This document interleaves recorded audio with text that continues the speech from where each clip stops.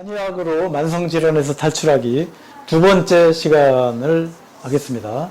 지난번 첫 번째 시간에는 건강한 생활습관 시키기, 그다음에 각종 만성질환의 원인, 이런 부분에 대하여 이제 말씀드렸고, 오늘은 만성질환에서 탈출하기의 두 번째 시간 중에서 이제 가장 핵심적인 부분, 체지방 감소에 대하여 하겠습니다. 체지방 감소가 우리 건강을 회복하는데 가장 핵심적인 문제라고 이제 생각이 들어서 이 부분을 이제 공부할 거고, 그를 위해서 이제 체성분 분석을 표를 보면서 어떻게 이해하고 또 할 것인가, 이런 부분에 대하여 해보도록 하고, 그 다음에 오늘은 갖고 계신 각종 질환에 대한 문답식 시간을 갖도록 하겠습니다. 지난번 첫 번째 시간은 이제 우리 한국인의 질병이 과거와는 굉장히 다르게 있는 이런 상황을 이제 말씀을 드렸고, 그래서 그 대처 방안도 이제 과거와는 좀 다른 방식으로 이제 해야 되겠다, 이런 걸 좀 말씀을 드렸고, 그 다음에 생활 습관 중에서 이제 그런 10가지가 굉장히 중요하다. 그래서 생활 건강 10계명 이제 이런 얘기를 했습니다. 생활 습관 10가지 중에서 오늘은 이제 여기 섭생 10원칙인데, 그러니까 건강 10계명 중에서 잘 먹어야 된다 라고 하는 건데, 그 중에서 제일 중요한 거기 때문에 이걸 따로 이제 어떻게 하면 잘 먹는가, 이 부분에 대해서 이제 또 해놓은 게 이 섭생 10원칙입니다. 그러니까 이 부분이 우리 현대인들의 건강을 회복시키고, 그다음에 병으로부터 탈출하게 하는데 어떻게 보면 가장 핵심적으로 중요한 얘기예요. 잘 먹는 거 어떻게 잘 먹는 되냐, 그 부분을 이제 잘 얘기를 이제 한 게 이제 섭생 10원칙입니다. 그 자료에 보시면 이제 섭생 10원칙 있고, 거기 이제 첫 번째, 식사 간격을 5, 6시간으로 정하자. 그러니까 간격이 적당히 좀 떨어져 있어야 된다는 얘기죠. 너무 자주 먹으면 안 된다. 짧은 시간 내에 먹으면 안 된다. 이런 얘기입니다. 그 다음에 두 번째는 이제 간식을 하지 말자. 이거 굉장히 중요한 얘기예요. 우리가 이제 식사는 아니지만 앞에 먹을 게 있으면 간식 수시로 먹고, 누구 대화할 일 있거나 스님하고 얘기할 일 있고 그러면 또 간식을 또 수시로 먹게 되죠. 등등 해서 이 간식을 먹는 습관, 이거 굉장히 좀 건강에 아주 해로운 영향을 줍니다. 그러니까 이거를 좀 굉장히 중요하게 생각해야 되고요. 세 번째는 이제 과식을 자제하자. 이것도 다 아시는 말씀일 거예요. 많이 먹게 된다, 또는 폭식을 한다. 이런 것들을 굉장히 이제 절제를 해야 되는 거고요. 그 다음에 또 이제 야식을 자제하자. 삼가자. 이거 이제 밤늦게 이제 잠드는 이제 생활 패턴이 요즘에 많다 보니, 또는 밤에 이제 늦게 또 사람 만나서 먹고 이제 이러다 보니까 어쨌든 밤에 먹게 되는 일이 굉장히 많은데, 밤에 먹게 되면 밤에 잘 때 이 소화기가 충분하게 휴식을 취하지를 못해서 그때 깊은 휴식을 못 취하기 때문에 대사 기능에 문제가 생긴다라는 거죠. 그래서 특히 이제 야식을 자제하는 것이 굉장히 중요하다라는 거죠. 그래서 이제 적어도 자기 전에 4시간 전에는 이제 음식을 먹지 않는 것이 좋겠다. 이래야 충분한 수면이 되고 충분한 휴식이 된다라는 겁니다. 그 다음에 또 단순하고 다양하게 먹자. 이거 두 가지가 말이 좀 다른 것 같은데, 이제 단순한 거는 음식을 몇 가지 종류만, 몇 종류만, 한 서너 종류 정도로만 이렇게 딱 세팅을 하고 그렇게 먹자. 이건 단순하게 먹는 거고요. 다양하게 먹자는 것은 매일 그렇게 먹지 말고, 오늘은 이렇게 먹었으면 내일은 또 이렇게 또 다르게 먹고, 이렇게 다양하게 먹자. 이런 얘기죠. 그러니까 음식의 종류를 간단하게 차리고, 그 다음에 그거를 이제 끼니 때마다 이렇게 변화를 시켜서 다양하게 이렇게 먹는 쪽으로 하자. 우리가 단순하지 않게 먹고 복잡하게 먹는 건 보통 어디 가면 이렇게 먹죠? 그래, 뷔페 가면 꼭 이렇게 먹습니다. 평상시에 못 먹던 거, 여기 맛있는 게 있을 것 같아? 이러면 이것도 먹어야 되고, 저것도 먹어야 되고, 육식도 먹어야 되고, 해산물도 먹어야 되고, 채식도 먹어야 되고, 등등. 이러다 보면 뷔페식을 그걸 하게 되면 장내에서 부패가 일어납니다.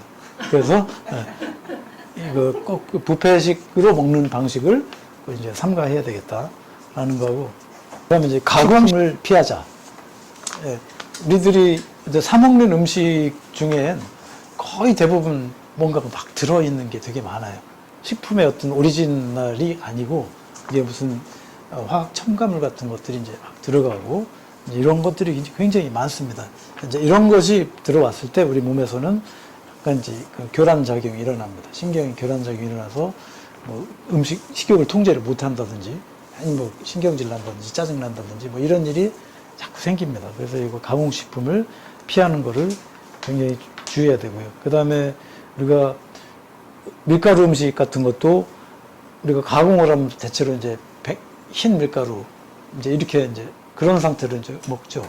근데 그거보다는 이제 통밀가루 이런 뭐 설탕보다도 또는 뭐 사탕수수 뭐 이제 이런 식으로 이렇게 먹으면 해를 안 보는데, 그러니까 대부분 그렇게 정제하고 가공하고 한 것들이 이제 몸에 들어왔을 때 이제 해를 좀 끼칩니다. 그 다음에 이제 7번째는 음식을 꼭꼭 씹자.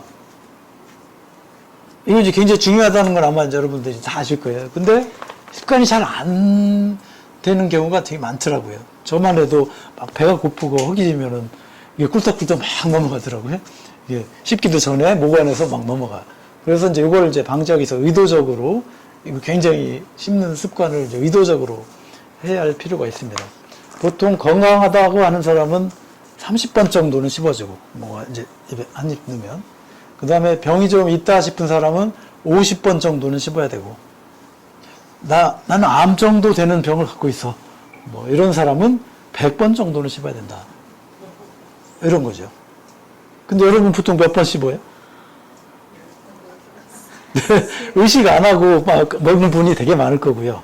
의식을 해서 뭐보다 보면 30번까지 씹는 것도 어려워. 네, 쉽지 않아요. 그 다음에 이제 음식이 이제 뭐 죽이라든가 이런 거는 씹을 수가 없으니까 그냥 먹자마자 막막 들어가는 거고, 그래서 약간 좀 거친 음식이 좀 들어갈 필요가 있어요. 너무 묽게 이렇게 해놓으면 잘 씹기가 굉장히 사실 어렵더라고요. 그래서 약간 거칠면서 씹을 수 있는 그런 상태로 해서 최소한 30번, 여기 계신 분들은 뭐 암 환자는 없으니까 한 50번 정도는 이제 씹어야 되겠다. 자, 이렇게 이제 생각을 하시고 이런 습관을 가졌어요. 씹으면 굉장한 운동이 됩니다. 입 자체가 씹는 운동이 되고요.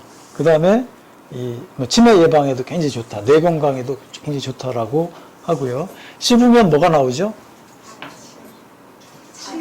침이 나오죠. 침이 많이 나옵니다. 이 침이 우리 몸에 소화 효소가 되기도 하고요. 그것이 우리 몸의 면역 기능을 좋게 해주는 아주 중요한 물질이 되는 겁니다. 그러니까 오래오래 씹어서 침을 잘 삼키고, 그 다음에 이제 먹을 때 침을 잘 나오게 하려고 하면 밥 먹을 때 물을 같이 먹거나 국물을 같이 더 먹으면 또 이게 잘 안 씹어지고 침이 잘 안 나오게 돼요.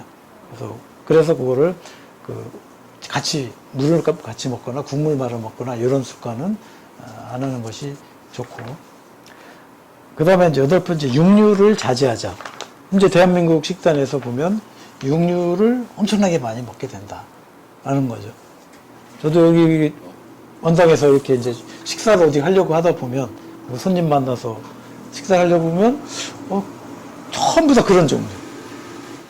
뭐 고기 종류 아니면 거의 식당을 찾기가 어려울 정도로 이렇게 되어 있고 해서 육류를 엄청나게 많이 먹는 게 되고, 저희 집에서도 요즘은 제가 이제 바뀌었는데 그 전에도 보면 애들이 고기를 좋아하고 특히 성장기 있는 아이들 고기를 막 찾고 그러니까 자주 먹게 되더라고요. 그래서 일주일에 몇 번씩 먹게 되는데, 이런 부분이 현재 대한민국 식단에서 육류를 너무 많이 먹는 것이 되고요. 우리가 고기를 먹으면 내가 충분히 내 영양가가 되도록 부패되지 않고 소화가 잘 돼서 영양가 될 수 있는 육식의 양은 어느 정도가 적당하다고 생각해요? 내가 60kg다 그러면 몇 그램 정도 먹으면? 200g. 200g. 또 다른 분 100g. 한 끼에 100g. 예? 한 끼에 100g. 예, 너무 과합니다. 예. 자, 60kg면 하루에 60g. 동물성 단백질, 그러니까 육류. 그러니까 그걸 넘으면 이제 내 영양가로는 안 되고 다 이제 내 몸에 병을 일으키거나 부패할 가능성이 많은 양이에요. 근데 우리 보통 어디 고깃집에 가서 먹으면 1인분 200g인가요? 네. 그럼 이미 벌써 몇 배를 초과했어요. 그러니까 우리들이 먹는 육식의 양이 그 필요 이상으로 엄청나게 많다라는 것을 이제 알고 육류를 좀 적당히 자제하자. 그 다음에 이제 야식을 했을 경우, 야식을 했거나 뭐 이제 저녁에 뭐 술을 마셨다거나 등등 할 경우엔 아침에 사실 밥맛이 없고 이런 경우가 되게 많아요. 근데 밥을 먹어야 되니까 그거 이제 먹는 경우가 많은데 그러지 말고 야식을 했거나 술을 먹었거나 할 때는 아침은 굶자. 이게 이제 중요한 좋은 습관입니다. 그 다음에 감사하는 마음으로 먹자. 이거는 이제 건강 10계명에서도 낙천적이고 감사하는 마음 이렇게 말씀했는데 먹을 때에도 그런 마음을 갖고 이제 먹자. 그러면 훨씬 이제 우리 몸에 소화가 잘 되고 그런 거죠. 그러니까 소화가 잘 되면 우리 몸을 건강하게 만드는데 소화가 잘 안 되면 부패하는 거예요. 장내에서 부패가 일어나면 그걸 이제 해결하기 위해서 우리 몸에서는 엄청나게 많은 효소를 써야 되고 그걸 해결하다 보니까 내 몸에 다른 데 건강을 지켜야 될 어떤 대사 기능이 자꾸 문제가 될 수 있어요. 그래서 이제 그 부분을 좀 해야 된다고. 그 다음에 음식을 먹는, 이제 여긴 써있지 않은데 음식을 먹는 어떤 순서 같은 것도 좀 더 지켜주면 좋습니다. 예를 들면 뭐 과일을 먼저 먹는 게 좋을까? 고기를 먼저 먹는 게 좋을까? 뭐 이런 거. 어떤 게 먹는 거 좋은 것 같아요? 과일을 먼저 먹는 게 좋습니다. 아, 예. 그렇죠. 맞는 말씀이에요. 그러니까 소화가 되기 쉬운 것부터 먼저 먹자. 이제 소화가 우리가 이렇게 먹으면 이제 우리 몸에서는 이제 소화액이 막 분비가 돼서 이제 소화를 하려고 할 거 아니에요. 과일이나 채소나 이런 종류는 그 자체 안에 이제 효소들이 많이 있고 하기 때문에 이걸 소화시키는데 우리 몸에서 소화 효소를 많이 쓸 필요가 별로 없어요. 그러니까 들어왔을 때 이제 들어오면 위장에서부터 바로 소화가 돼서 이제 쭉쭉쭉쭉 이제 내려간단 말이에요. 그런데 과일을 나중에 먹으면 이제 가령 고기를 먹는데 이제 소화시키느라고 여기서 이제 막 소화액을 열심히 하고 있는데 거기에 또 과일이 이제 또 들어왔어. 그러면 얘는 필요 이상으로 오래 정체하는 거죠. 정체하면은 잘못하면 얘가 이제 부패할 가능성이 있다. 이제 이런 거니까 이제 소화가 되기 쉬운 것부터 이제 먼저 먹자. 자, 이렇게 이제 습관을 가져주면 좋겠다. 이겁니다. 자, 이제 섭생십 원칙에 대하여 이제 말씀드렸고, 지난번에 그 다음에 이제 또 강의를 또 진행하겠습니다. 현대 한국인의 건강 증진의 핵심은 체지방 감소다. 이렇게 이제 써놨습니다. 그 체지방 감소가 그렇게 중요한 얘기인가? 핵심이라고 하니까, 네, 이 부분을 우리도 이제 알 필요가 있어요. 지난번 제가 설문지 이렇게 보고 하니까, 제일 많이 들고 계신 약이 고지혈증 약. 대다수입니다. 여기 오신 분들 중에 고지혈증 약을 먹고 있는 분이 대다수구나. 그럼 이거 핵심은 뭘까? 이거 꼭 먹어야 되나? 안 먹으면 안 되나? 안 먹으면 위험하죠. 왜냐하면 혈액이 지혈이 많다고 하니까.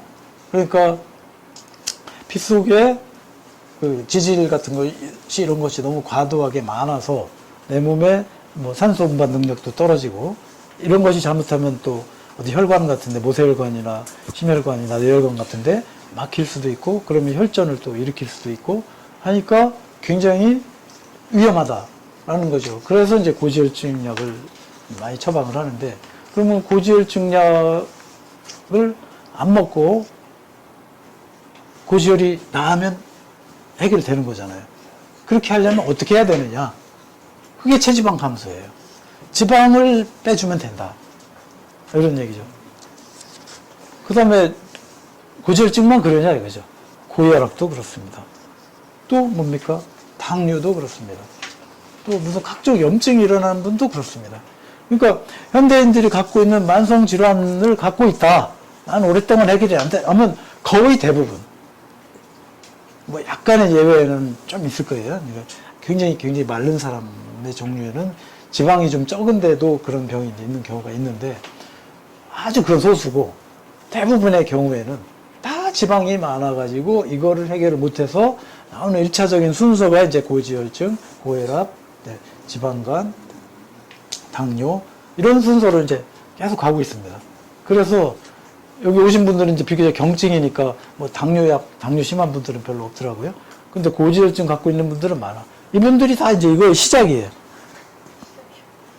입문에 들어갔어요. 여러분들이 이제 입문 단계, 나는 만성 질환에 기꺼이 들어갈 이제 준비가 돼 있는 분들이에요. 전부 다. 거의 다. 이걸 여기에서 벗어나면 나는 건강한 노후를 갈 수 있는데, 여기에서 이 길로 들어서기로 시작을 하면, 이제 예비되어 있습니다. 자, 여러분 이제 준비되어 있습니다.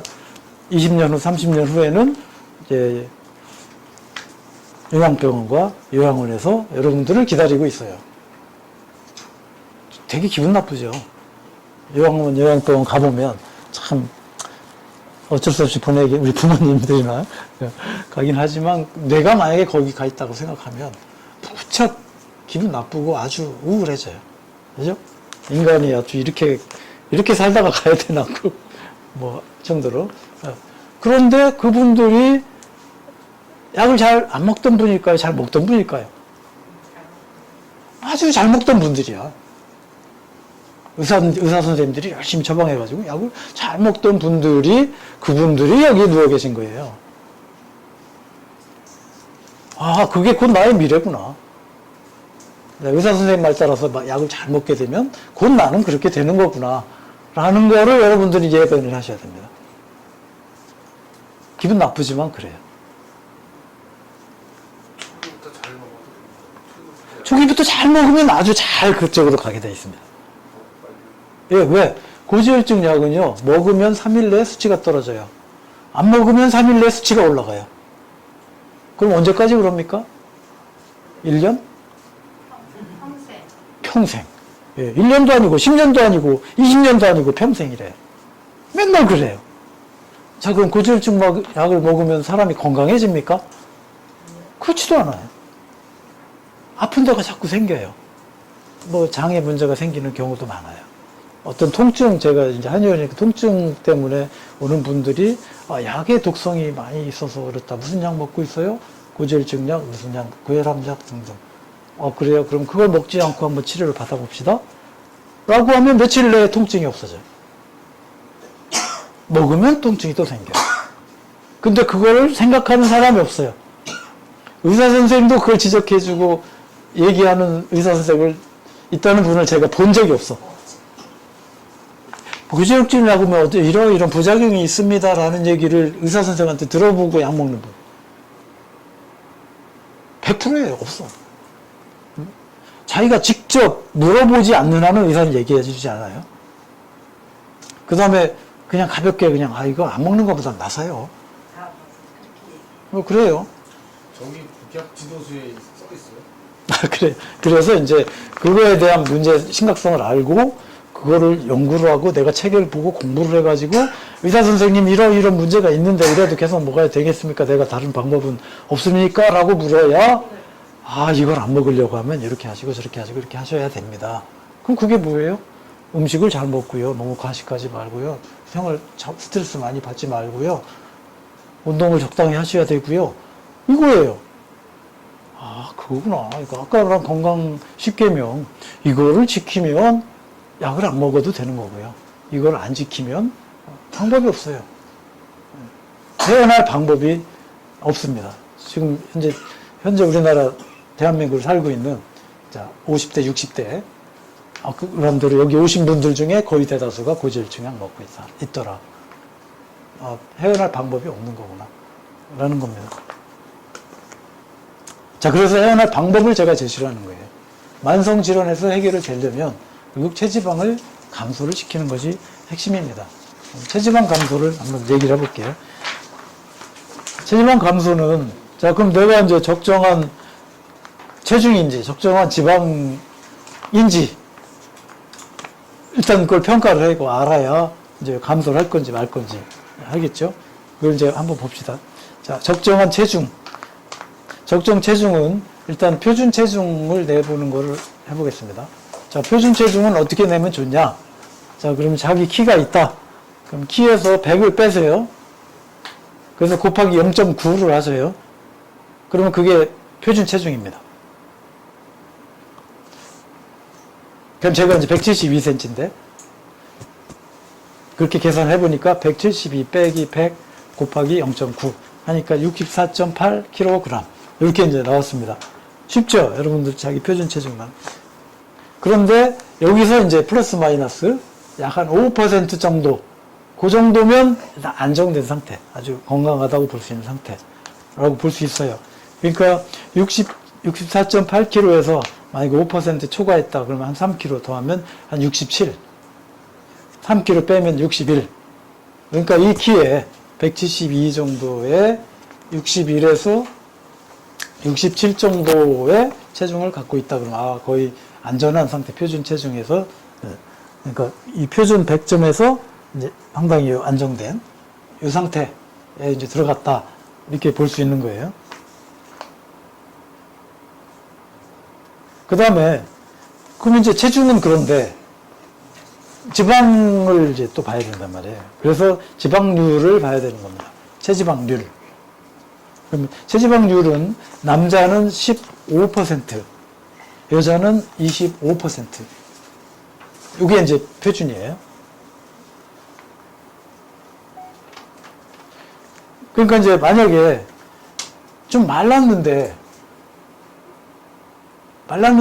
지방이 좀 많대.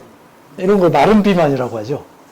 그러니까 말랐는데 배는 나왔어. 이런 사람. 이런 체형을 갖고 있는 사람. 요거는 이제 마른 비만이에요.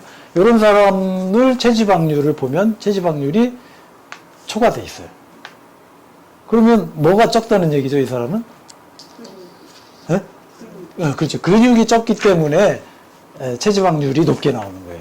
그러니까 전체 체중 중에서 지방이 몇 %냐? 그래서 근육이 많은 사람은 괜찮지만 근육이 적은 사람은 지방률이 올라가는 거예요. 그러니까 이제 우리가 체지방 검사지를 했을 때 이걸 보시고 지난번 체지방 검사 이제 체성분 하셨죠? 오늘도 하신 분이 있죠? 네. 여기를 보면은 이제 이게 그래프가 여러 가지가 수치가 나오지만 이제 핵심적인 것만 보면 체중이 이제 표준 체중 표준 범위 안에 일단 들어가면 일단은 이제 안심. 이제 유급은 아니다. 일단은 이제 합격점이에요. 근데 그 중에서 여기 이제 가운데 점, 여기가 이제 100점이에요. 이게 이제 딱 표준에 해당되는 거예요. 거기에서 이제 얼마큼 여기에 가깝냐. 요거에 따라서 이제 건강 수준이 이제 나오는 겁니다. 그러니까 체중이 자 있고, 그 다음에 이제 골격 근량이 있죠. 그래서 골격 근량이 또 여기에 적당한가. 그 다음에 체지방량이 적당한가. BMI는 뭐 따로 안 보셔도 됩니다. 왜냐면 이미 여기에 이게 나와 있기 때문에. 그 다음에 체지방률이 적당한가. 그래서 체중, 골격근, 체지방량, 체지방률. 이렇게 이제 보고, 이것이 자기 이제 중심, 100점을 중심으로 해서 거의 근접하게 쭈르륵 다 됐다. 라고 하면 이제 이 체성분이 거의 이제 완벽한 거예요. 이런 분들은 이제 만성적인 병에 올 가능성이 별로 없어요.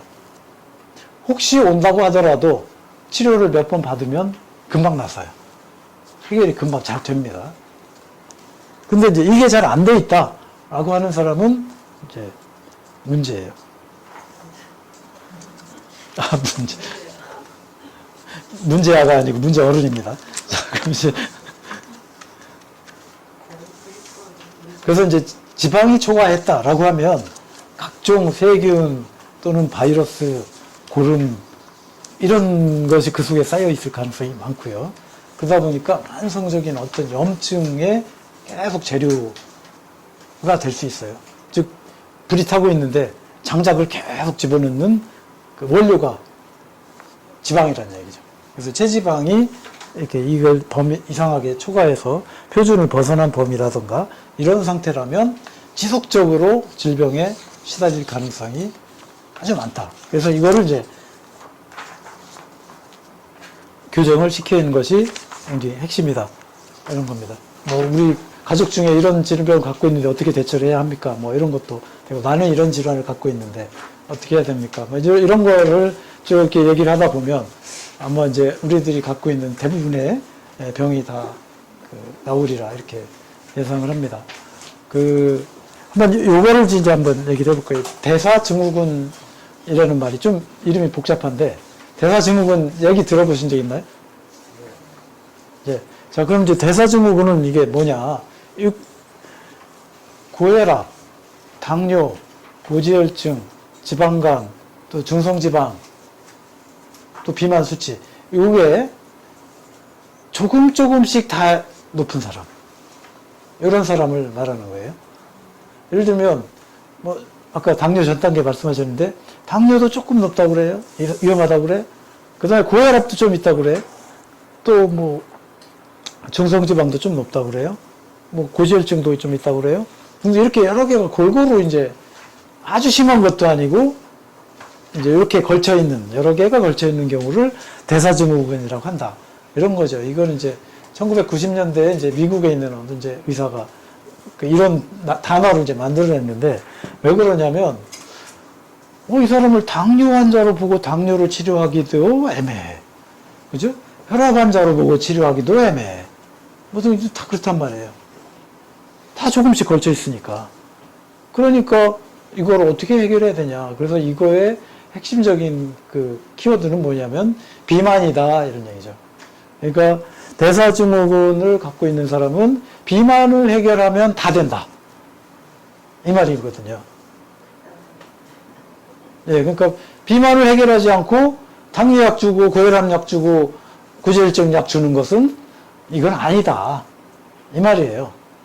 근데 현대 의사들은 어떻게 하고 있어요? 이럴 때? 전부 다 줘요. 다 그렇게 하지요. 혈압이 경계치예요. 혈압약 드세요. 당뇨도 좀 있을 것 같네요. 당뇨약도 드세요. 뭐 등등. 이건 해답이 아니란 얘기예요. 해답이 아닌 걸 알면서도 그냥 줘요. 그냥 먹으래요.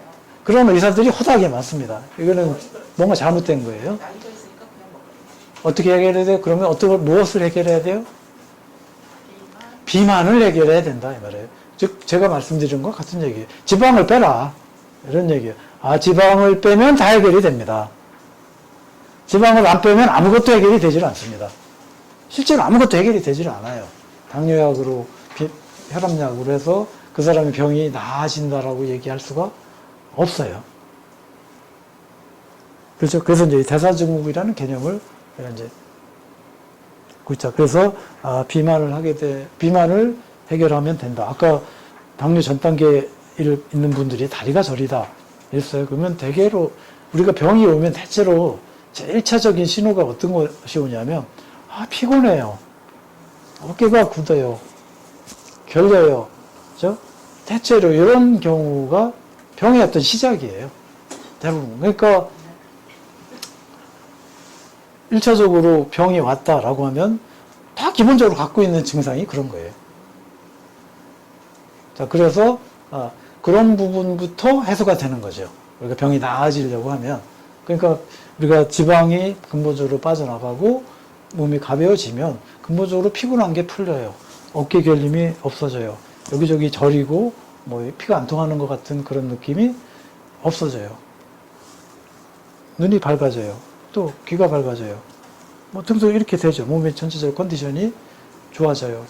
이렇게 되는, 이게 병이 이제 나아가는 신호인 거죠. 거꾸로 되면 그런 병이 이제 들어가는 신호죠. 자, 그 다음에 이제 고혈압. 고혈압이라고 하는 것은 대체로 이제, 고혈압은 크게 이제 두 가지 종류로 나눕니다. 1차성 고혈압, 2차성 고혈압. 자, 1차성 고혈압이라고 하는 것은 본태성 고혈압이라고도 해요. 그러니까 나이 들어서 살이 점점 쪄가면서 생기는 고혈압. 이건 이제 본태성 고혈압, 1차성 고혈압이라고 해요. 그러니까 이거는 뭐냐? 지방세포가 혈관을 이렇게 끼면서 이제 점점 혈관이 좀 굳어가는 상태. 이래서 몸에 이제 혈액순환이 잘 안 되니까 우리 몸에서는 세포 곳곳에 혈액을 공급하기 위해서 압력을 높일 수밖에 없어요. 높여요. 그래서 혈압이 올라가는 거예요. 이게 본태성 고혈압이에요. 근데 이제 2차성 고혈압은 갑자기 막 그런 나이 먹지도 않았는데 혈압이 올라올 수도 있고 살이 찌지도 않았는데 혈압이 올랐을 수. 이거는 어느 다른 데서 병이 생겨가지고 그것 때문에 혈압이 올라갔어요. 이런 거 2차성이에요. 그러니까 본태성하고는 다르다는 뜻이에요. 가령 뭐 신장에 문제가 있다던가 뭐 간에 문제가 있다던가 어딘가에서 딴 데서 문제가 생겨서 혈압이 올라간 경우는 2차성. 근데 우리들이 앓고 있는 대부분의 고혈압은 다 1차성 또는 본태성 고혈압인 거죠. 이거는 그래서 그것도 거의 다 지방의 문제다. 지방을 빼주면 이제 혈압이 되더라고요. 그래서 본태성 고혈압은 혈압이 서서히 올라갑니다. 보통 120을 정상으로 쳤을 때, 지난번 130이래요? 이번에는 140이래요? 뭐 이렇게. 근데 이제 2차성 고혈압 같은 경우는 나 혈압 높지도 않았는데 오늘 갑자기 170이래요, 180이래요, 200이래요. 이러면 이거는 본태성 고혈압이 아니죠. 딴 데서 이상이 생겨서 생긴 고혈압인 거고, 이런 거죠. 그 다음에 그래서 이제 이 고혈압 약도 이제 여러 가지 종류가 있습니다. 그래서 주로 이뇨 작용을 해서 이제 수분을 빼내서 이제 혈압을 낮추는 방법도 있고, 또는 이 심장의 이거 뭐, 베타 블로커라고 해서 그걸 신경을 차단하는 그런 기능을 해서 심장 박동을 조절해가지고 혈압을 낮추는 방법이 있고, 등등, 혈압약이 이제 여러 가지로 그렇게 개발이 되어 있습니다.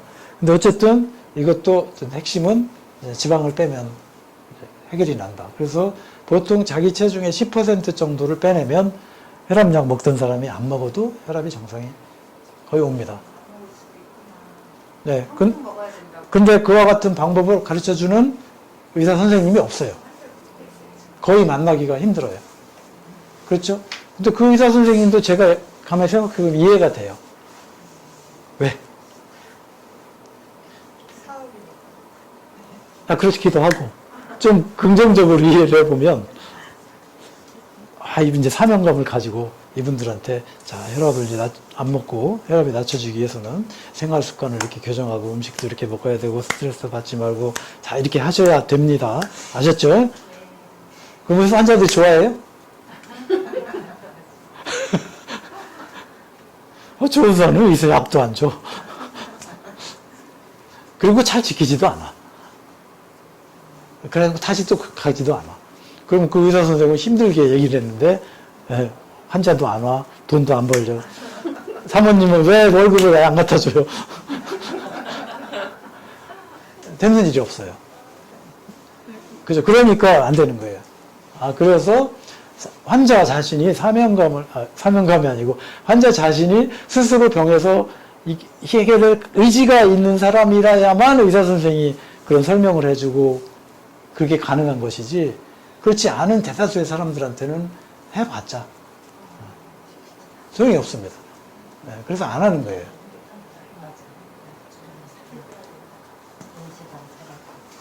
자, 이제 당뇨는 이제 이 고혈압, 고지혈증보다 이제 단계가 높아졌어요. 훨씬 더 힘들고 어려운 병이 이제 된 거예요. 이건 당뇨는 이제 분류가 좀 여러 가지 분류가 있습니다. 1형 당뇨가 있고 2형 당뇨가 있고, 그런 건 들어보셨나요? 네. 예. 1형 당뇨는 뭐냐면 소아 당뇨라고도 하는데, 이 췌장에서 인슐린을 분비해내는 이 능력이 현저하게 떨어져서, 이래서 이제 이 혈당을 이 세포로 보내는 힘이 이제 약하니까, 그러니까 혈당이 조절이 안 되는 거예요. 이런 거 이제 1형 당뇨라고 하는데, 1형 당뇨가 오면 어떻게 되는 거냐면, 입이 말라요. 소변이 자주 마려워요. 식욕이 자꾸 땡겨요. 체중이 감소해요. 그죠? 그래서 다갈, 입이 말라요. 다식, 많이 먹어요. 다뇨, 소변을 많이 봐요. 그러면 체중 감소. 그죠? 3다1소. 그 다음에 피곤해요. 힘이 없어요. 3다1소 일무 증상이 일어납니다. 일형 당뇨가 오면. 그럼 이제 그거는 근본적인 문제는 췌장에서 문제가 있다. 이제 이 얘기입니다. 근데 이제 우리나라 당뇨 환자 중에 일형 당뇨는 비율이 몇 퍼센트 정도일까? 10%가 안 돼요. 굉장히 적어요. 그럼 나머지 한 90% 정도 되는 당뇨는 뭐라고 그러냐? 2형 당뇨라고 한다 이거예요. 그럼 2형 당뇨는 무슨 얘기냐? 2형 당뇨는 아까 말한 3다1소 일무 증상이 없어요. 나 물이 땡기는 것도 아니고 소변 자주 보는 것도 아니고 등등 하는데 병원에 가서 검사 받았더니 당뇨래요. 그러니까 의사 선생님이 당뇨약을 처방을 했어요. 이게 이제 2형 당뇨예요.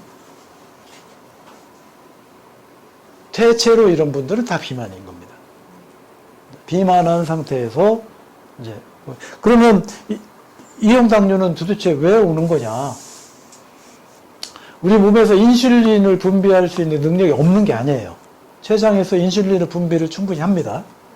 하는데 근데 혈중에 왜 이 당이 왜 이렇게 높냐 이거예요. 그럼 인슐린이 하는 역할은 뭐냐면 혈중에 있는 당뇨를 혈당을 지방세포로 이렇게 저장을 하거나 아니면 우리 몸의 세포가 이제 영양분을 활동을 하려면 세포에서 영양 공급을 해줘야 되나요? 그래서 혈중에 있는 양분을 끌고 세포 속으로 들어가주는 열쇠. 이게 인슐린이에요. 그래서 영양분을 끌고 인슐린이 열쇠를 열어줘서 세포 속으로 쭉 들어가면 혈중의 농도는 혈당은 낮아지고 우리 몸은 힘이 나고 그게 그 당뇨가 안 되는데 근데 2형 당뇨는 열쇠는 충분해. 근데 자물쇠가 녹이 슬었어. 즉 세포에서 이제 인슐린이 오면 인슐린 리셉터가 있어가지고 영양분을 얘를 받아들여서 세포 속으로 쑥쑥 집어넣어줘야 얘가 영양가로 돼서 힘을 날 건데 자물쇠가 녹이 슬어가지고 열쇠가 해서 안 돌아가. 이게 뭐 때문에 안 돌아가냐? 이게 지방이에요. 지방이 껴있기 때문에 인슐린이 말을 안 듣는 거예요. 인슐린은 몸에서 되게 많이 나오는데 근데 이걸 열지를 못하고 있기 때문에 영양분이 들어가지를 못하고 있는 거예요. 그래서 당뇨가 오는 거예요. 이걸 이제 2형 당뇨라고 하는 겁니다. 그러면 해결 방법은 뭐냐? 열쇠를 늘리는 거예요? 자물쇠를 녹을 빼는 거예요? 녹을 빼야 돼요. 그렇죠. 이래야 되는데 현대 이제 의학에서는 그런 방법을 잘 안 써요. 못 써. 자물쇠를 녹을 빼줘야 해결이 되는데 열쇠만 자꾸 만들어내. 예, 그래서 이제 인슐린 분비를 자꾸 촉진을 시켜요. 췌장에 있는 베타세포를 자꾸 자극을 시켜가지고 인슐린 분비를 촉진을 시켜요. 그러니까 이제 억지로 조금씩 이제 들어가겠죠. 이런데 이제 계속 억지로 인슐린 분비를 촉진시키다 보니까 나중에 췌장이 과부하가 돼가지고 이제 그것도 안 돼요. 그때 되면 어떻게 되냐? 인슐린 주사를 맞아. 그죠? 이렇게 되면 이제 당뇨가 이제 상당히 이제 말기로 이제 가는 거죠. 그래서 이제 그렇게 되는 거를 이건 이제 1.5형 당뇨라고 그럽니다.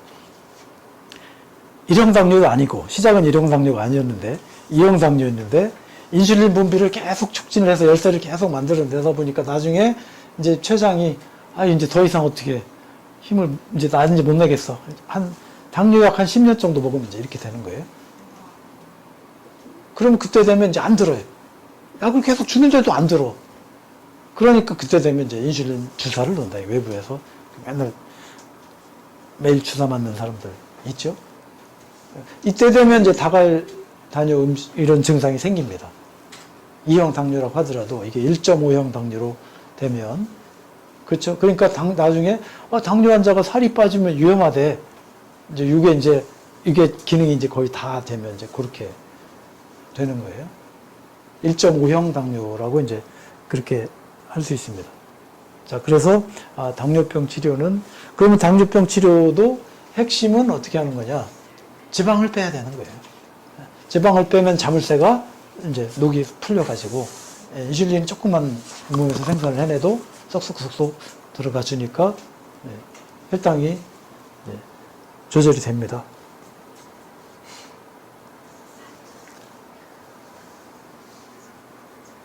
자, 이 외에도 이제 또 여러 가지 이제 병들이 있지만, 혹시 이제 내가 이런 병에 대해서 좀 알고 싶다, 이렇게. 자기 증상이나 또는 가족이나, 그런, 네, 관절. 자, 그럼 이제 관절염. 예, 관절염은 두 가지 종류로 나눕니다. 그, 퇴행성 관절염과 류마티스성 관절염. 그죠? 그럼 퇴행성 관절염은 보통 나이 들어가지고 이제 기운 떨어지면서 또는 너무 많이 써가지고 이렇게 관절이 이제 이렇게 끝에 마디가 이렇게 이제 변형이 생기면서 이제 온다든지 이렇게 무릎이 이제 이런 걸 이제 퇴행성 관절염이라고 하죠. 대체로 이런 퇴행성 관절염은 무슨 나이가 들었다, 그 다음에 너무 많이 썼다, 아침보다는 저녁이 더 아프다, 아픈 부위가 손가락이라고 하면 요 끝에 마디가 더 잘 변형이 온다. 보통 한쪽만 잘 아프다. 뭐 이런 경우. 이거고. 그 다음에 이제 류마티스성 관절염은 이건 이제 여기 자가 면역 질환에 이제 속하는 거예요. 이건 이제 면역 기능이 과도하게 돼서 이제 생기는 병이다라는 거죠. 그러면 그렇게 아픈 사람은 어떻게 잘 아프냐면 양쪽이 병이 같이 아프다. 그 다음에 아침에 일어나면 뻑뻑하고 힘들고, 오후가 되면 몇 시간 지나면 조금 풀리고, 뭐 이런 걸 이제 류마티성 관절염이라고 그러고 그렇습니다. 그래서 이제 퇴행성 관절염은 이것도 이제 만성적인 염증이 일어난 건데, 염증이 왜 생기냐? 이것도 이제 과도한 지방이 거기 끼는 거고요. 그 다음에 우리 칼슘 같은 것이 이제 낀다고 그러죠. 우리가 석회라고 얘기 들어봤죠? 어깨 관절에 뭐 석회가 꼈어요. 뭐 이런 거. 그게 칼슘이거든요. 그러니까 뼈 속에 있어야 될 칼슘이, 석회가 이렇게 녹아 나와가지고, 그래서 근막이라든가 관절 같은데, 이런 데에 끼면, 이제 얘네들이 이제 찌꺼기가 조금 돼요. 그래서 이제 뻑뻑해지고 자꾸 자극을 일으키니까 움직이면 거기서 이제 통증이 오고, 이제 이런 걸 이제, 그런 거 이제 어떤 병의 그 원인이라고 볼 수 있고, 그래서 그 다음에 또 이 호르몬 분비나 이런 쪽에 이제 문제가 있는 경우가 많아요. 그리고 부신피질 호르몬, 부신에서 이제 그 염증을 없애주는 호르몬 분비가 잘 안 될 때, 즉 나이가 들어가지고 그런 기능이 떨어질 때, 부신피질 호르몬의 분비가 좀 떨어질 때, 이제 이런 게 이제 겹쳐가지고 지방이 너무 많다든가, 그 석회가 많이 꼈다든가, 이런 그 호르몬 분비가 좀 약한다든가, 이제 이래서 이제 관절 기능이 자꾸 문제가 생기면 이제 보통 이제 퇴행성 관절염이 되고, 이제 류마티스성 관절염은 거기 이제 면역 기능에, 자가 면역 세포의 어떤 이런 공격 작용에 의하여 면역 기능이 너무 과도하게 항진이 될 때, 이럴 때 이제 류마티스성 관절염이 오는 경우입니다. 제 말을 들어보니까 무슨 관절염 같아요? 아니, 그러니까 이제 퇴행성 관절염이냐, 류마티스성 관절염이냐? 퇴행성 관절염. 예?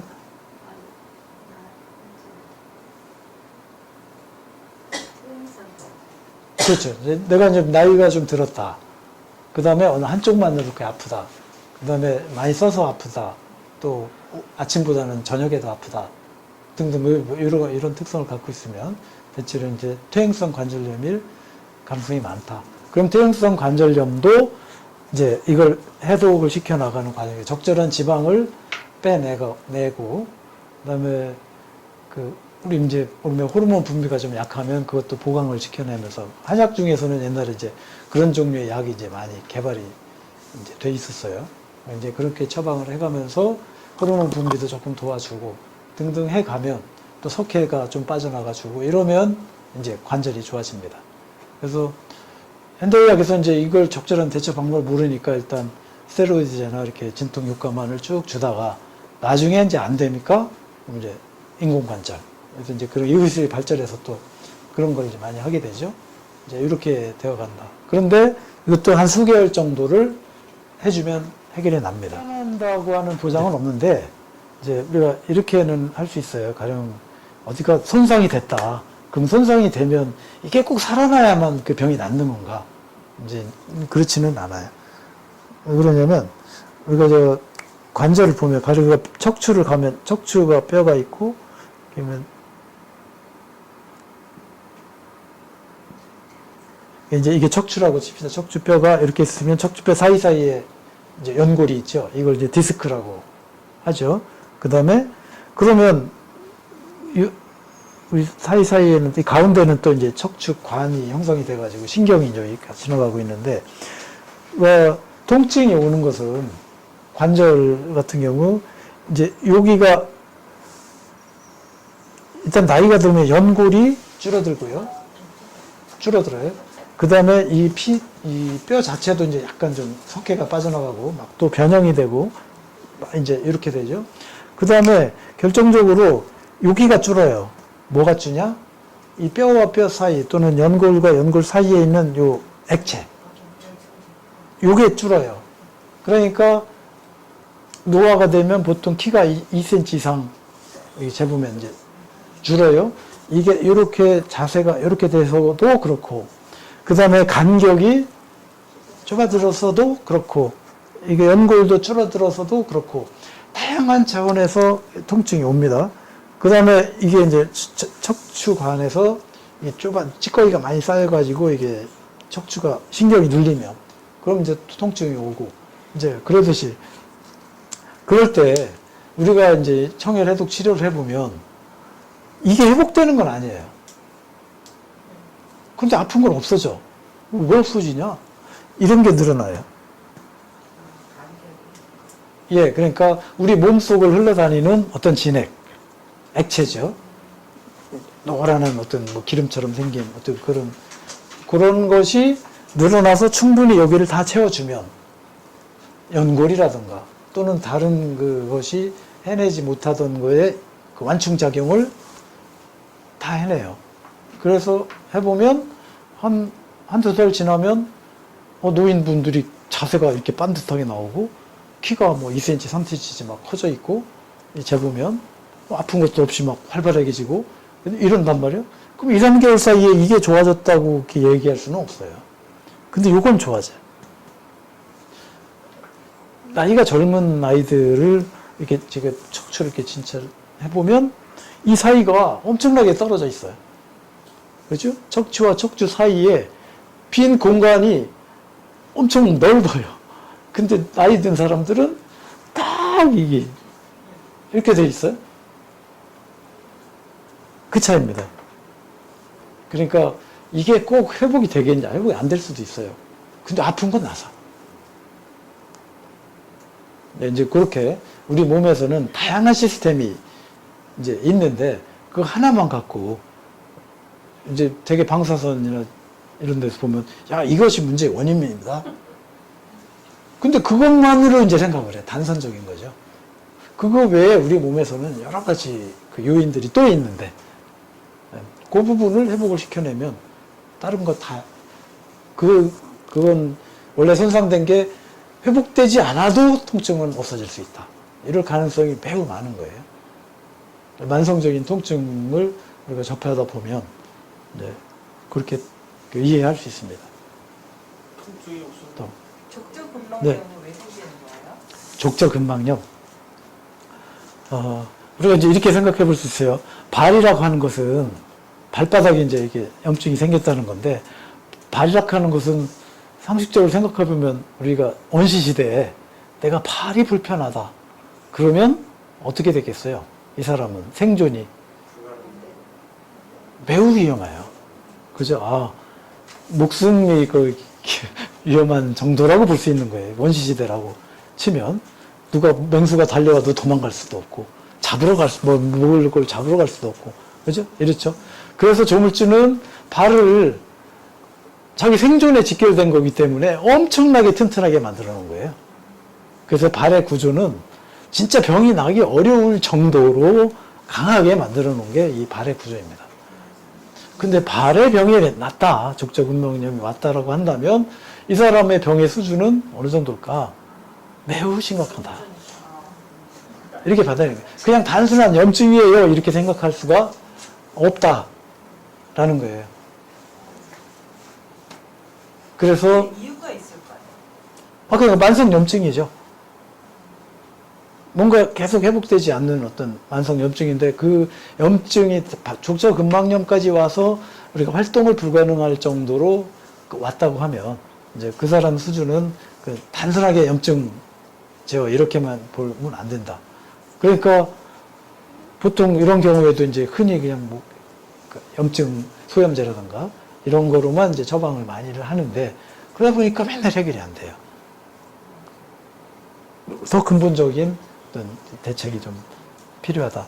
그러니까 염증 수준이 아닌 그보다 더 높은 단계의 어떤 지방을 좀 빼내고 불순물 해독 치료가 많이 필요한 것이 그 족저근막염에 이제 좀 해당이 되고, 제가 이제 치료를 하다 보면 제가 여기 이런 거 많이 써놨죠. 이 치료를 이제 왜 이걸 써놓고 했냐면 환자들이 어디 가서 치료를 받아야 될지를 잘 모르는 경우가 되게 많아요. 이 경우 병원에 가도 그냥 약만 좀 주는 것 같고, 한의원에 가도 그냥 뭐 치료가 대처가 잘 안 되는 것 같고, 그래서 이제 여기에 대하여 제가 이제 쓰고 있는 전침이라든가 이런 것을 활용을 해서 아픈 부위를 거기다 자극을 주고 해주면 이게 이제 우리 몸의 회복 속도가 붙어서 한 몇 차례 치료하면은 일단 심한 통증은 잡혀 나갑니다.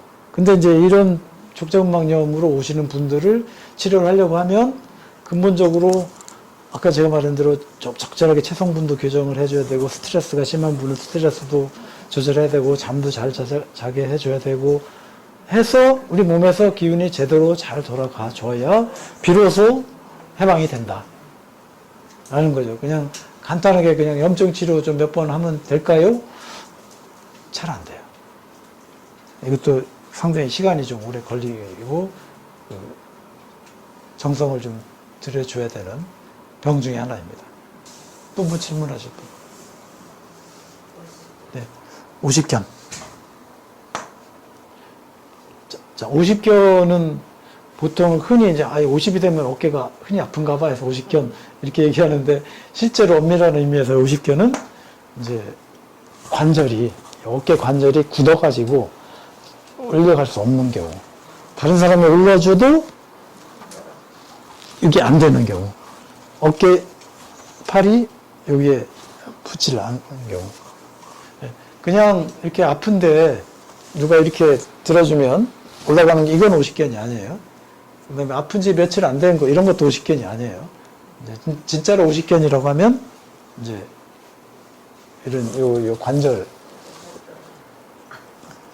근데 누가 들어주면 올라가요? 실오래기 단을 못 잡겠더라고요. 자, 이제 제가 먼저 해볼게요. 제가 들어 올려주면 올라가나?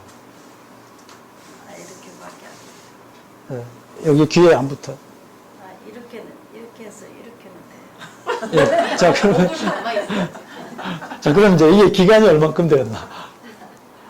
그러니까 50견은 보통 예후를 이제 진짜로 여기 관절에 이게 굳어가지고 이게 그러면 통증에서 이제 예후를 어떻게 그 시작을 핵심적으로는 여기서부터 지방을 빼내는 것부터 해서 몸을 이제 점차적으로 가볍게 뭔가 될 수 있도록, 찌꺼기는 빠지고 이런 맑은 액체는 우리 몸의 곳곳에 잘 돌아갈 수 있도록 이렇게 만들어줘야 이제 병을 이겨낼 수 있는 환경을 만들 수 있다.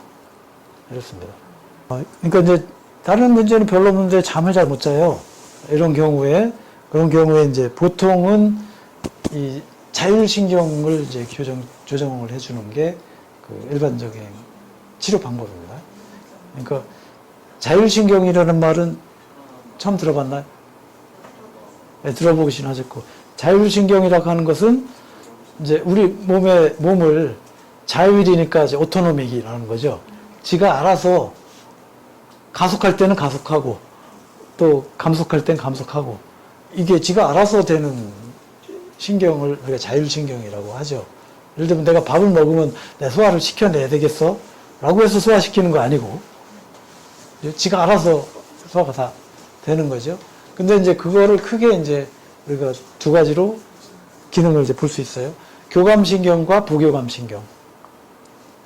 우리 교감 선생님의 교감이 아니고 그 교감신경은 흥분시키는 작용을 하는 신경이에요. 자율신경 중에서. 예를 들면 호랑이가 나타났다. 어떡하지? 제일 좋은 방법은 튀어야죠.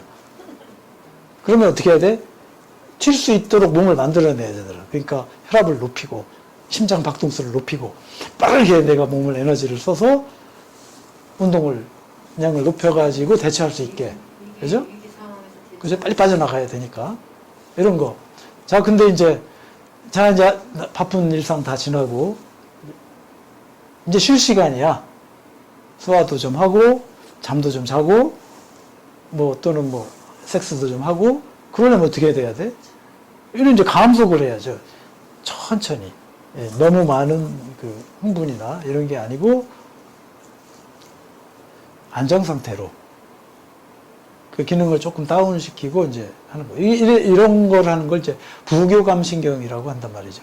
그래서 부교감신경이 보통 안정이 안 되면, 활성화가 잘 안 되면 맨날 흥분 상태. 이거인 거예요. 그러니까 잠을 잘 못 잔다라고 하는 것은 교감신경이 활성화가 잘 안 돼 있다. 부교감신경이 활성화가 잘 안 돼 있다. 그러니까 안정 상태로 잘 안 간다. 이 말이거든요. 그래서 자율신경을 적절하게 교정을 해서 부교감신경이 작동을 잘 할 수 있도록 안정 상태, 워워 해서 이제 이렇게 이런 상태로 갈 수 있도록 몸을 만들어줘야 된다. 라는 거죠. 이제 그런 작용을 하려고 하면 다음 시간에도 또 우리가 준비가 돼 있는데 장 기능부터 좋아져야 돼요. 대장에서는 우리 몸에서 그런 기능을 할 수 있는 그 물질을 장에서 다 만들어줍니다. 장내 미생물이. 그래서 일단 기분을 좋게 만들고 잠을 잘 자게 하고 또는 속을 편안하게 하고 하는 것은 장에서 다 이루어지는 거예요. 이게 돼주고 그 다음에 그래도 또 특히 부교감신경을 좀 활성화시키려고 하면 이제 장 기능 플러스 이제 그런 효소제 중에 이제 청사심 같은 거나 한약 중에서 이제 무슨 그런 약 처방들이 있어요. 시오 용골모래탕, 계지 용골모래탕 등등 이런 걸 해주면 이제 부교감신경이 좀 안정이 좀 활성화가 돼요. 그러면 좀 안정 상태가 돼주고 됩니다. 그 다음에 또 하나의 방법은 그런 경우에는 사람이 심리적으로 좀 안정을 좀 시켜줄 필요가 있잖아요. 그런 훈련을 할 필요가 있고 그래서 보통 이제 명상이라던가 또는 절을 한다던가 등등 이렇게 해서 적당한 운동을 한다던가 이게 필요가 있고요. 그 다음에 또 잠을 잘 오게 하려면 꼭 필요한 게 뭐냐면 햇빛. 햇빛을 하루에 한 30분 정도를 이렇게 내 몸을 노출을 시켜서 햇빛을 좀 쬐주자. 그 다음에 적절한 운동을 해주자. 그 다음에 뭔가 상습적으로 편안한 잠을 자게 하는 것을 방해하는 약물을 끊자. 기호식품 같은 것도 끊자. 이런 게 필요한 거예요. 대표적으로 커피. 또 무슨 약을 맨날 소염제나 또는 이런 대증 약을 계속 먹고 있다. 자, 이런 것도 이제 편안한 잠을 계속 방해를 해요. 이런 거. 그러니까 그런 약물 자제, 적당한 운동, 햇빛, 마음 안정, 그 다음에 장 기능 좋게, 이렇게 돼야 잠이 편하게 이제 올 수 있어요. 그러니까 그런 방법은 이제, 그래서 기본 시작은 제가 청일수 청의장 이런 거 드린 거, 이게 바로 이제 그런 모든 환경을 만들어낼 수 있는 가장 기본적인 거기 때문에 드린 거고, 오늘 처음 오셨으니까 그걸 안 받아가셨죠? 오늘 받아가셔가지고, 유장에 별 문제가 없다고 하면 청일수 청의장을 드셔보고, 유장에 문제가 있으면 청일수 청칠위 이렇게 받아가셔서 그걸 드시면서, 그래서 이제 한의학이, 제가 이런 강좌를 왜 하냐면, 한의학은 허리 아프고 저 발목 뺐을 때만 가는 건가 봐. 이제 이렇게만 생각하는 사람들이 허다하게 많은데, 실제로 이제 제가 얘기를 풀어봐다 보면, 우리들이 갖고 있는 거의 모든 대부분의 질환은 다 한 방으로 치료를 해야 끝을 내는구나. 라고 하는 거를 이제 여러분들한테 이제 이렇게 이런 시간을 통해서 강의를 하는 거고, 자, 또, 지금, 지방에서 보면, 아, 벌써 지방이 너무 많구나. 그러면, 이게 이제 기운이 이렇게 참 상기가 될 가능성이 되게 많구나. 그래서 이제 그런 거를 좀 안정시켜 나가는 걸로부터 시작을 해야 되죠. 그래서 장 기능 좋아지고 기름이 지방기가 좀 빠져주고 적당한 이런 환경이 돼야 이제 하기가 될 수 있고, 하기가 되려고 하려면 이제 제가 여기 좀 이렇게 약의 독소나 이런 것에 의해서 여기서 간에서 부담을 받고 있으면 그 기운을 또 풀어줘야 되고, 그 다음에 이제 여기 목이라든가 이런데 이제 치료점이 있어요. 이제 그런 걸 좀 풀어주면 기운이 전체적으로 위로 팍 치솟는 게 아래로 이제 좀 내려가 주면, 그래서 하단전까지 기운이 적당하게 내려가 주면 이제 압력이 쫙 빠지니까 눈도 좋아지고 다 그렇게 됩니다. 그러니까 요즘에 이제 눈 문제에 있어서 뭐 그 수술 받는 분도 되게 많고 뭐 한데 그게 근본적 대책이 안 돼요. 몸이 그 지방이나 이게 너무 많고 노화가 된 상태에서 눈만 뭔가 갈아준다고 해서 해결되는 것도 아니고, 눈 영양제만 준다고 해서 또 해결이 되는 것도 아니에요. 아주 미봉책에 불과합니다. 그 다음에 이제 디스크 질환이 근본적으로 있다는 얘기는 상기가 되고 있다. 좀 마음이 안정이 안 되고 자꾸 들뜨고 있다. 이런 거예요. 그래서 그거를 이제 또 같이 해결해 줘야 되고, 자세도 물론 중요하지만 자세가 결정적으로 중요한 건 아니에요. 왜냐하면 우리들이 몸의 기운이 제대로 정상으로 잘 돌아가고 있으면 밤에 자는 시간 동안에 7시간, 8시간 동안에 피로를 쫙 풀어내기 때문에 무슨 자세가 잘못됐다고 하더라도 그 시간 안에 피로가 다 풀리면 쌩쌩해집니다. 아침에 눈이 번쩍 떠지고 일어나서 하고 또 자면서 다 회복해내고, 이게 정상인 거예요. 우리가 20대 때를 한번 생각을 한번 해보세요. 자세 아무리 잘못됐다고 해서 이게 다음날까지 통증이 오든가 안 오든가. 그죠? 네. 자, 그러니까 자세 문제는 좀 부차적인 문제이고, 기본적으로는 이제 이런 내부적인 그런 문제부터 해결을 해나가는 것이 이제 우선이다. 이렇게 볼 수 있습니다. 이런 경우 가장 기본적으로 제가 드리는 이제 청칠위가 이제 바로 이제 이런 문제가 있는 경우에 이게 점막에서부터 이제 코팅을 쫙 해가지고 그 점막을 튼튼하게 이제 보수를 시키는 거예요. 그 다음에 이제 그거의 기본은 또 장에서부터 이 점막을 튼튼하게 보수를 하는 거고, 보통 이런 식의 이제 증상이 자주 온다는 것은 어떻게 이해를 할 수 있냐면, 장에서 벽이 좀 빵꾸가 났다. 이렇게 볼 수 있어요. 청칠이 맞죠? 네. 청이장이 아니고. 네네. 그건 그렇지가 않은데. 아, 그래요? 근데 저는 이해 막 달라붙던데, 그게. 요 플레 같은 데다 이렇게 파먹으면 안 뭐 그러셔도 되고요. 그래도 돼요? 네, 청칠이는 침이 안 나오시죠? 잘, 혹시 침이 잘 안 나와요? 침이 잘 안 나오니까 침이 잘 안 나오시는 분은 넣고, 씹어먹는 여기 침샘이 여기 설하, 이하 이렇게 5군데 있어요.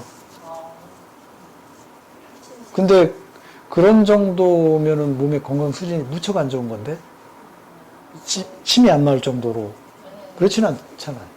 근데 그게 뭐랄까 그냥 깨끗하게 싹 넘기고 싶은데 그게 안 되고 막 달라. 그게 정 안 되면 그렇게 씹어 먹고 물 조금 소량 먹으면 되죠 뭐.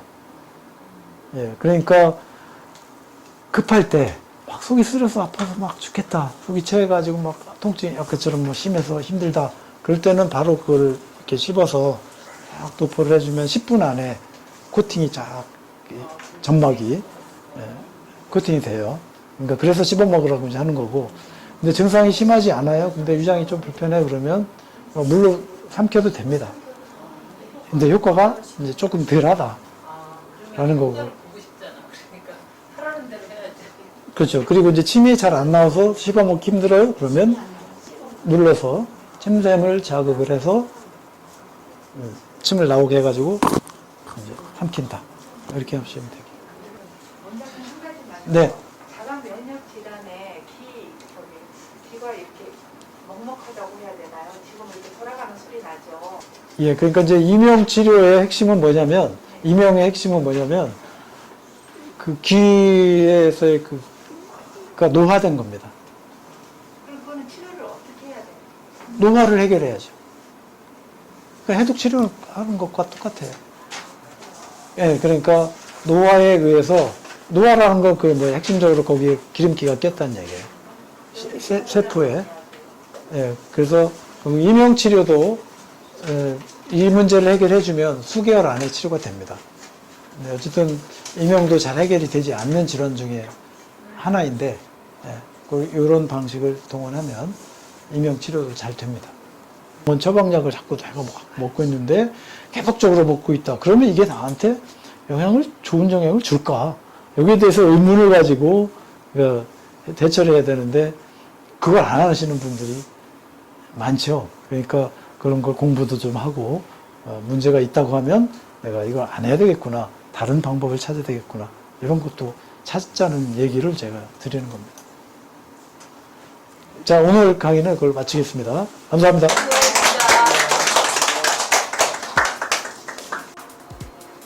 네, 오늘은 한의학으로 만성질환에서 탈출하기 2번째 시간, 보통 음식을 어떻게 먹을 것인가에 대한 섭생 10원칙과 그리고 이제 체성분 검사를 하고 체성분 검사에 대한 이해, 그 다음에 사례, 뭐 이런 것들을 이제 공부를 해봤습니다. 그리고 각종 갖고 계신 질환에 대한 문답식 시간을 가졌습니다.